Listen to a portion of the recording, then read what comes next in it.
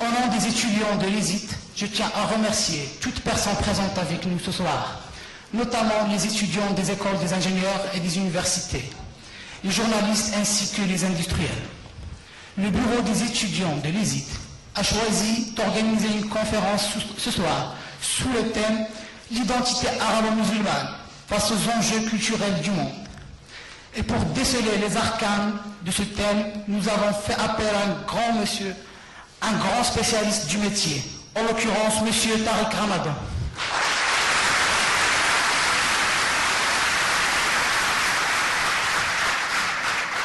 M. Tariq Ramadan est un professeur des études islamiques à l'université d'Oxford.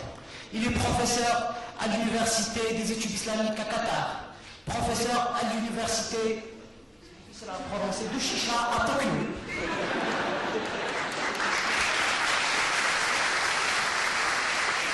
Monsieur Tariq Ramadan, au nom des étudiants de l'ESIT, je vous remercie infiniment d'avoir consenti notre invitation. Je vous laisse la parole, monsieur.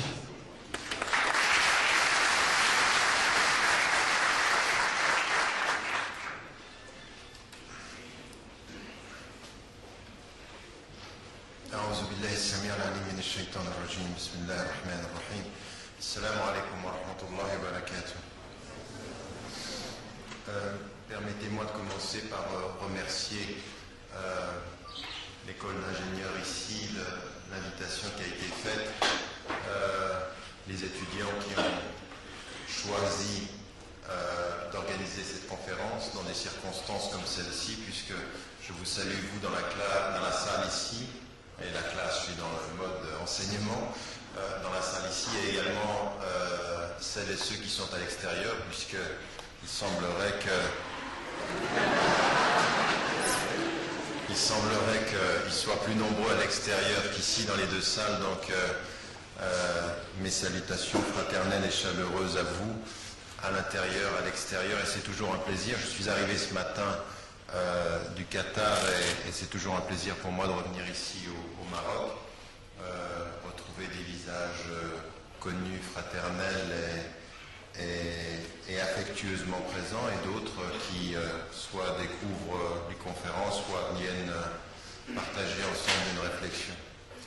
Donc merci de cela, et ça m'a permis de vous permettre, chers étudiants, de devenir polyglotte l'espace d'une phrase, puisque vous l'avez prononcé en japonais, l'université de Shisha, où également je travaille dans le dialogue du rapport interreligieux. La question de ce soir, celle que nous abordons, c'est une question qui est importante pour plusieurs raisons. La question de l'identité, la question de l'identité arabo-musulmane par rapport au défi culturel mondial, elle est importante parce que c'est une évidence aujourd'hui que dans les sociétés du Sud, dans les sociétés arabo-musulmanes, dans les sociétés majoritairement musulmanes de culture arabe, dans votre société, le Maroc, vous êtes confrontés à des défis et des enjeux supérieurs. La question, elle est simple. Est-il possible, à l'heure où nous vivons une globalisation quadridimensionnelle, la globalisation de l'économie, la globalisation de la technologie et des communications, la globalisation de la culture et la globalisation de ce que sont les problèmes écologiques internationaux, vous vous en rendez compte, vous vous en êtes rendu compte très récemment. Il se peut effectivement que le réchauffement de la planète, que les perturbations écologiques internationales aient aussi quelques raisons et causes dans ce qui a touché le Maroc récemment, et Casablanca en particulier, puisque des phénomènes que l'on n'a pas vus depuis 50 ans, depuis 60 ans, voire un siècle, sont en train transversalement sur toute la surface de la planète de toucher les peuples de façon dramatique. Donc c'est effectivement la globalisation est celui de la nature qui refuse le traitement que lui a infligé les hommes depuis des décennies. Et quels que soient les accords comme ceux de Cancun qui ont été signés, reste que nous sommes, et nous devons l'être, préoccupés par cette question. Que le président bolivien dise, avec raison, qu'il n'est pas juste que les peuples du Sud payent 2 fois la facture de la mauvaise gestion de la planète des pays riches, il a raison. Il reste que ce sont les pays pauvres qui sont souvent les premières victimes et qu'il va bien falloir aussi que nous nous préoccupions, à partir de nos références, de répondre à ces questions de la globalisation. Donc, un phénomène de globalisation sur la définition de laquelle les sociologues, les anthropologues ne sont pas d'accord.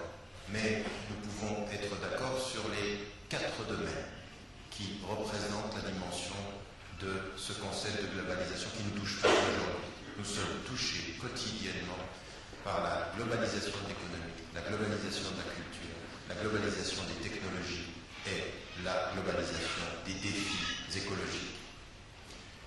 Et donc à partir de cette globalisation et de ces enjeux-là, qui en négatif vont poser la question d'identité, qui sommes-nous dans le monde global?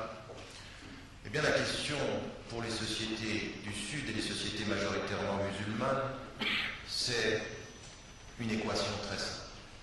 Est-il possible de rester ouvert au monde, à son progrès, autant qu'à ses défis, autant qu'à ses risques, tout en restant fidèle aux principes qui sont les nôtres, religieux, intellectuels, culturels, comme traditionnels?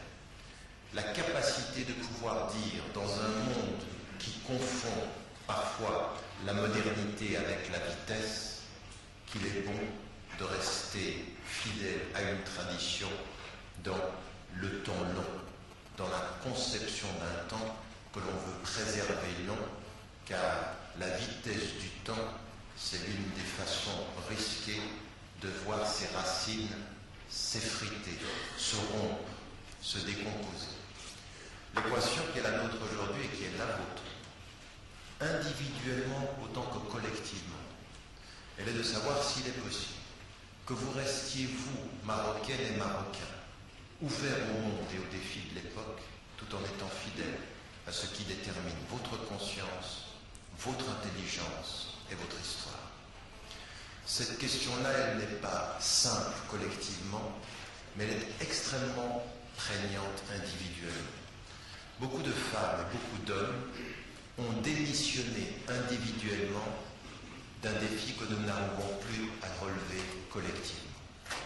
Et si moi je viens ici et que je vois autant de monde, l'impact d'une telle conférence, ce n'est pas le nombre qui l'entend ensemble, c'est la conscience individuelle qui la digère personnellement, concrètement, dans son quotidien. Parce que ce que je vais essayer de déterminer ce soir, c'est comment effectivement cette identité... Ils n'ont rien entendu jusqu'à maintenant. Ils entendaient ou pas?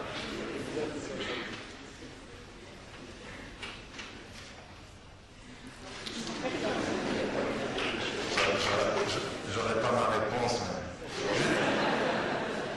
Je peux vous demander une chose, je ne sais pas si vous le savez, mais j'ai une fatwa.